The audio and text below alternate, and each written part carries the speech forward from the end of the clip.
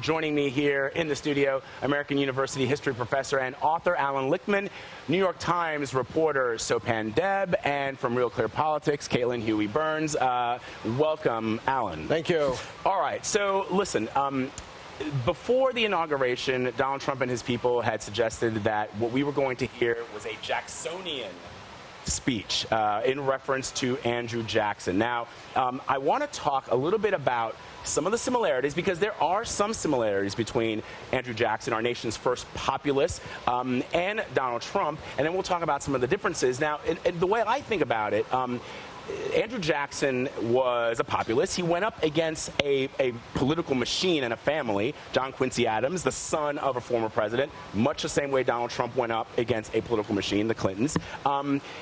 Although, you know, Donald Trump comes from money and Andrew Jackson came from modest means, right? From modest means. And interestingly enough, something that I thought of today is Andrew Jackson was a tough fellow. He was a general in the Battle of New Orleans. He was known for actually having real duels with people. Donald Trump uses Twitter, in my mind, much in the way that perhaps Andrew Jackson would have used duels. Do you see some of those similarities as well? There are absolutely some similarities and differences, which we'll get to. First of all, Andrew Jackson was the first outsider president, the first president who wasn't from Virginia or Massachusetts. As you say, he came up with humble upbringings. He was a soldier. He was a frontiersman. And he denounced Washington like Donald Trump did as a hotbed of corruption. And he put a broom on the front of the train carrying him to Washington, indicating that he was going to have a clean sweep of the corruption of Washington. It, of course, never worked out quite that way. So, and yet in his inauguration speech, I have some of the words here. President Jackson said, "A diffidence, perhaps too just in my own qualifications, will teach me to look with reverence to the examples of public virtue left by my illustrious predecessors." That was President Jackson making his speech in March of 1829. Yes.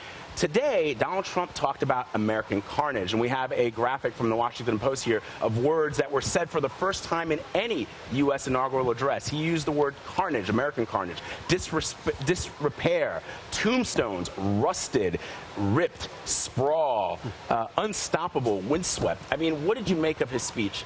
Well, what I made of his speech was it was unique in all of American history. As you say, even Andrew Jackson paid homage to his successors and talked about building on his illustrious predecessors.